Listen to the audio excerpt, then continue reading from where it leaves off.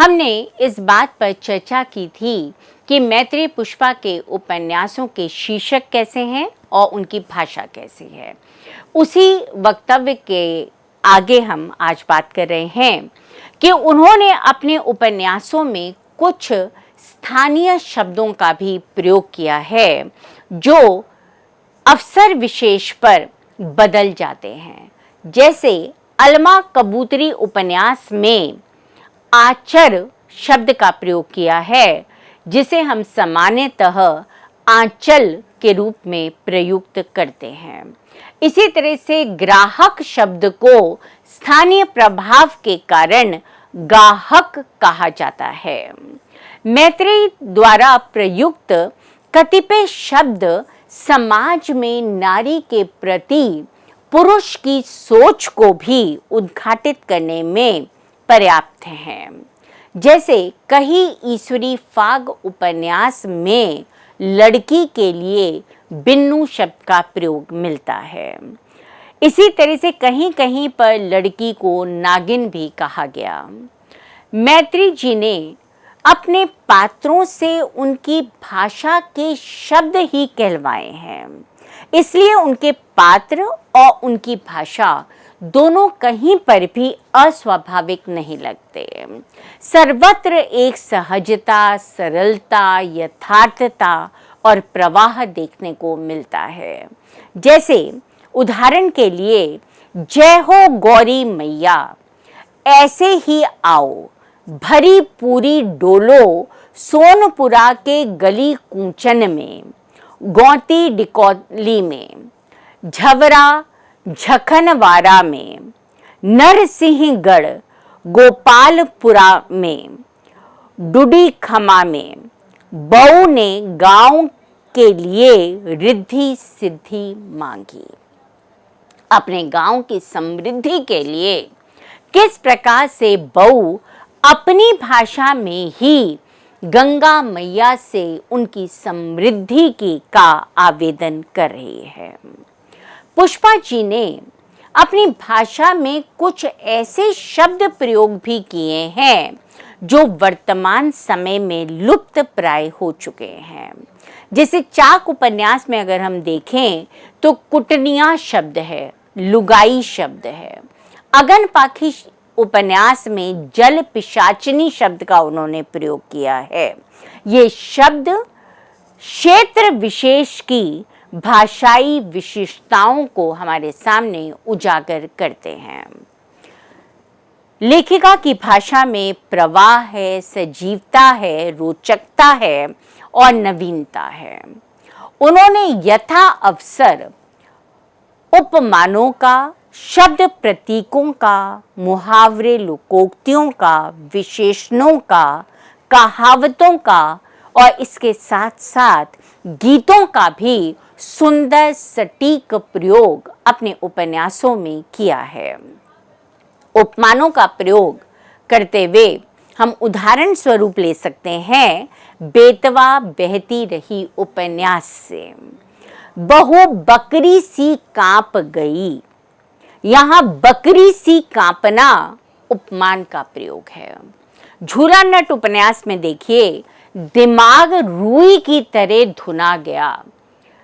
इतना विचलित हो गया दिमाग कि जैसे किसी रुई को धुन कर रख दिया जाता है। हिंदी साहित्य कोश भाग 1 में लिखा है, प्रतीक शब्द का प्रयोग उस दृश्य अथवा गोचर वस्तु के लिए किया जाता है जो किसी अदृश्य, अगोचर या अप्रस्तुत विषय का प्रतिविधान उसके साथ अपने साहचर्य के कारण करती है। अथवा कहा जा सकता है कि किसी अन्य स्तर की समानुरूप वस्तु द्वारा किसी अन्य स्तर के विषय का प्रतिनिधित्व करने वाली वस्तु प्रतीक है। झूला नट उपन्यास में शीलो और बालकिशन की मां दोनों ही बालकिशन पर एकाधिकार चाहती हैं, लेखिका ने उनके लिए बिल्लियों के प्रतीक का प्रयोग किया है। जैसे दो बिल्लियां आपस में लड़ती हैं और अपने शिकार को अपने अधिकार में लेना चाहती हैं, उसी तरह से बालकिशन की माँ और शीनो दोनों ही बालकिशन का शिकार करना चाहती थीं।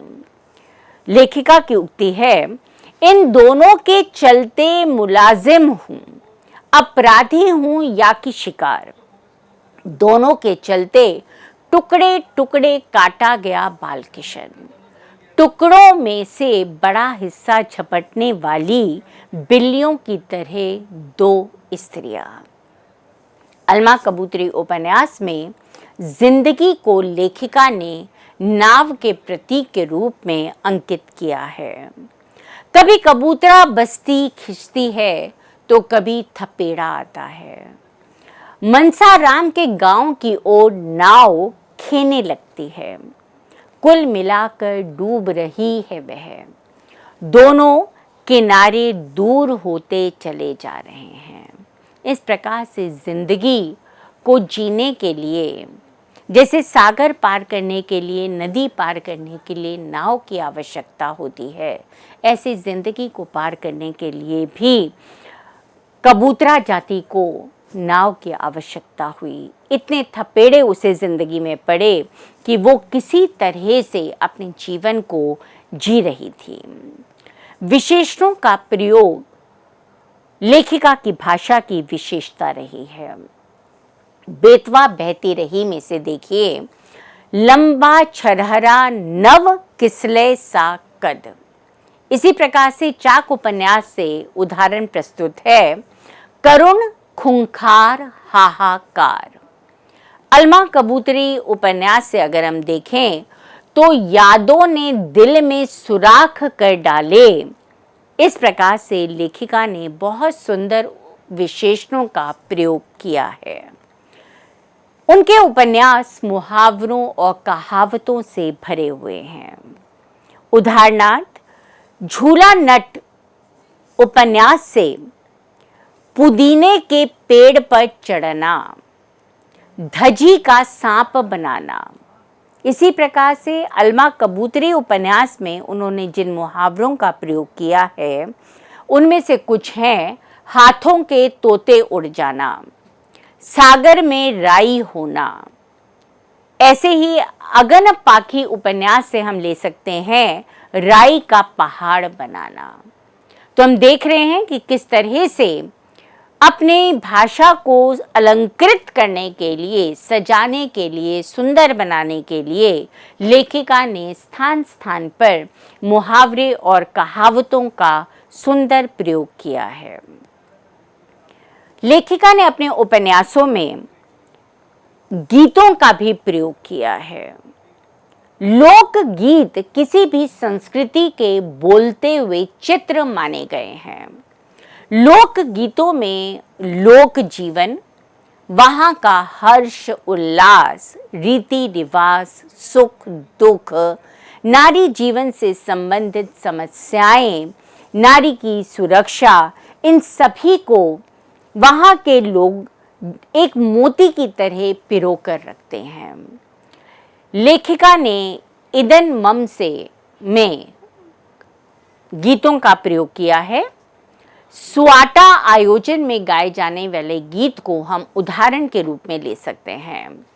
तिनके फूल तिनही के दाने, चंदा उगे बड़े भुन सारे, सारे वारे फूल सिराए, काठ कठीले काठे से, पांचों भैया पंडा से, छटई बहन ईश्वरी सी। इस तरह से लेखिका ने सुआटा आयोजन क्या होता है, उसमें किस प्रकार के गीत गाया जाता है, इससे पाठकों को परिचित कराया है। लेखिका सामाजिक विकृतियों, भ्रष्टाचार, रूढ़ियों, जकड़नों, परंपराओं पर तीखा व्यंग करती दिखाई देती हैं। बेतवा बहती रही उपन्यास में वैरागी को पता था कि जीजी को मनपसंद नेग नहीं मिला, अतः वह भैंस लेकर दरवाजे पर आ खड़ा होता है। वे कहता है, भाभी ने मंडप गड़ाई की नेग भेजी है, कह रही है कि रुपया पैसा नहीं है हमारे पास, सो जीजा अपनी कार में भैंस बिठाए ले जाएं। इस तरह से छोटे मोटे व्यंग के माध्यम से लेखिका ने उस समय के रीति रिवाजों का, उस समय की परंपराओं का, मान्यताओं पर कटाक्ष किया है कि ये मान्यताएं आज के संदर्भों में किस प्रकार से अपने अर्थ खो रही हैं। संकेतात्मक अभिव्यक्ति भी हमें लेखिका के उपन्यासों में दिखाई देती है। जैसे इदन मम उपन्यास में मकरंद से प्रेम के कारण मंदा के व्यवहार में परिवर्तन दिखाई देने लगता है। बहू इस परिवर्तन को बड़ी अच्छी तरह से समझ रही थी। वह उसे कहती है, मंदा तुम्हारे पाँव में फिरकी लग गई है बेटा, उड़ी उड़ी फिरती है ते, चिहक महक कर बोलती है, कपड़ों को रच पच पहनती है। ये बहू की अनुभवी आंखें हैं जो ये देख पा रही हैं कि प्रेम के कारण किस प्रकार से मंदा अपने पहनावे पर, अपने चलने पर, अपने बोलने पर अब विशेष ध्यान रखने लगी है। सूक्तियों का प्रयोग भी लेखिका ने स्थान स्थान पर अपने उपन्यासों में किया है। बेतवा बहती रही उपन्यास में सूक्ति का उदाहरण देखिए। लालसा, लोभी वृत्ति और वासनामयी कामी इच्छाओं का दमन क्या साधु वृत्ति नहीं? अहम का नाश ही सच्चा संन्यास है। यदि व्यक्ति अपने अंदर से लोभ की प्रवृत्ति,